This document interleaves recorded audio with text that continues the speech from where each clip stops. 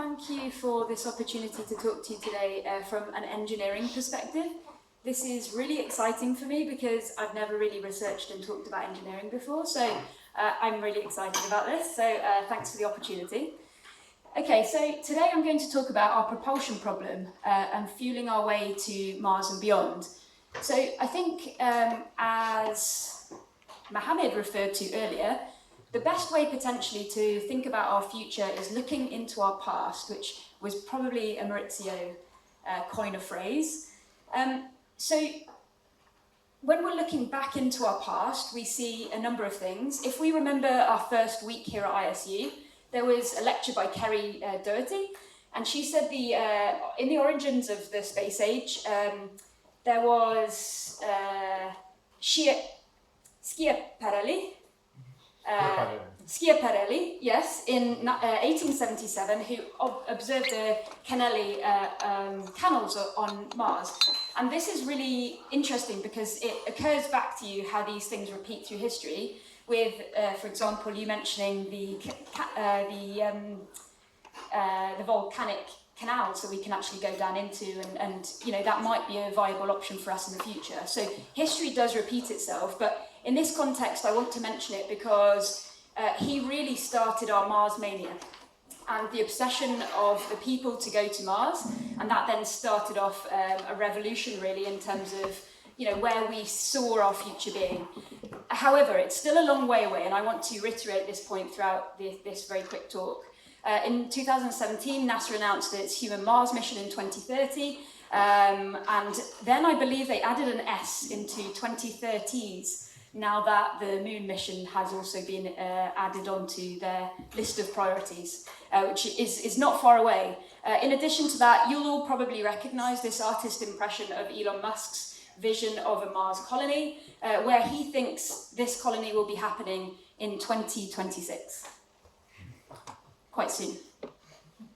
Okay, so I don't want to bore the engineers in here, but for me it was important to go back to the start and for us to look back into the past in order to look forward into the future. So chemical propulsion has been our fuel of choice and is still our fuel of choice in terms of leaving this atmosphere. For the past, it's in terms of solid fuel. We used solid fuel, for example, for our rockets that we launched on the border of Germany. And for example, when we're talking about solid fuel propellants, things like gunpowder, so potassium nitrate, charcoal, sulfur, pre-packaged and only really a propellant when you expose it to heat. But in terms of our present, we're looking at more like cryogenic propellants. So this is looking at the possibility, or what we do currently is cool it to a really, really large extent, and then you have a fuel funnel where you have to have a high flow rate in order for it to become a very much more efficient, so a higher ISP and a higher delta V with its thrust capabilities. And now it's our most commonly used, as we saw when we went to DLR. Okay, when we're talking about chemical propulsion of the future, we're talking about the possibility of the challenge of going to Mars and having to take our propellant and our thrust capability with us in order to leave the atmosphere.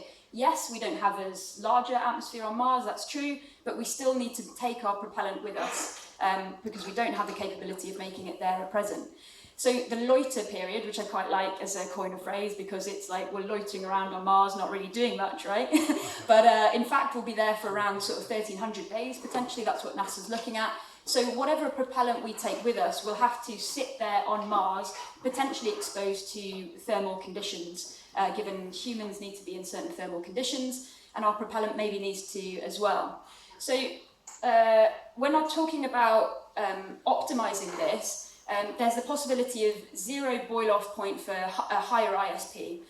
So zero boil-off point is essentially when you are cooling the propellant, there has the possibility of these, so for example, oxygen and methane and hydrogen evaporating, and that's a large problem for us if we're going to be hanging around Mars for a while. Then our our thrust capabilities are essentially evaporating. So zero boil-off point allows us to turn that back into a liquid form and it allows it to be a lot more efficient in terms of storing capability for chemical propulsion. Okay, so I go on to nuclear thermal propulsion, and just an explanation at the top here. This the TRL for this is around 5 to 6. It's something that we've had for a really, really long time, and we know the capability of. However, there is obviously a large political uncertainty around the use of nuclear, and I wanted to mention the possibility, for example, of using low enriched uranium. So the negative aspects of using this kind of propulsion come from things like Hiroshima. So Hiroshima was an 80% enriched uranium, I think it was around 2,000 kilograms of that, and so the nervousness around that could be slightly dissipated if we used a lower enriched uranium. In addition to that, there's the possibility of greater fuel fabrication. So what I mean by fuel fabrication is this is the last step in turning uranium into nuclear fuel rods. And what we really don't do at the moment is create certain manufacturing circumstances which will better optimize our fuel fabrication. So, for example, these fuel rods form the core of the reactor, and this translates uranium into a high-tech reactor. So, can we better use this technology to actually build our rockets of the future? So, my point in this talk essentially being that our past can really help to define our future. And when we're talking about 50 years ahead, maybe it's not our dark matter that we need to somehow discover but before we can even use it as a fuel, or fission, for example.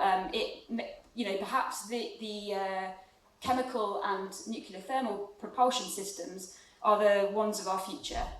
If we think, for example, when we first started using cars, again, back to Maurizio's drawing on the board, a very nice drawing, we also didn't have fuel stations. So my feeling about the future could possibly be that we don't really investigate the universe as well as we could do.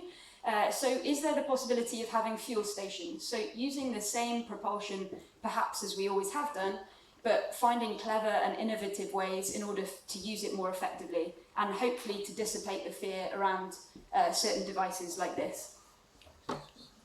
Thank you very much.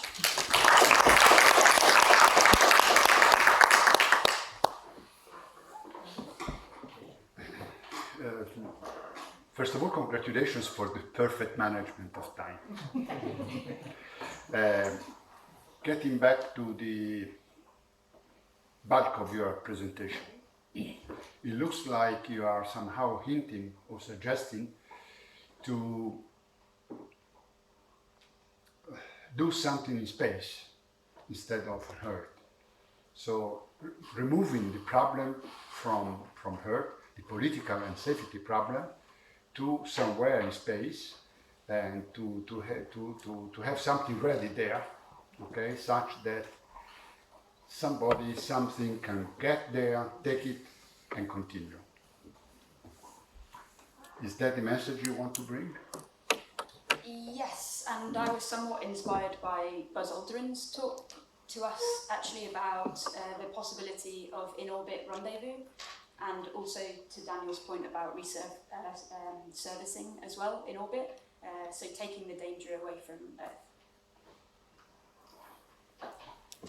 I just wondered, in your research, did you also think about the impact that's going to have on the human? So in terms of safety and all that, change of fuel and what that's going to do? Yes, so at present, the degradation of things like uranium have a vast impact from a human physiology perspective. So, for example, the propellant that we would need to get to Mars, we would need, at the moment, 100 meters of water between us and the fuel source, which is less than ideal when you're talking about space debris and the possibility of, your spacecraft being hit, and water is also extremely heavy, so propelling that to somewhere is not ideal. So I think innovations in terms of the proximity to humans and the impact on our physiology has to be another jump or breakthrough in terms of how we can use this. Okay, thank you. Great, thank you.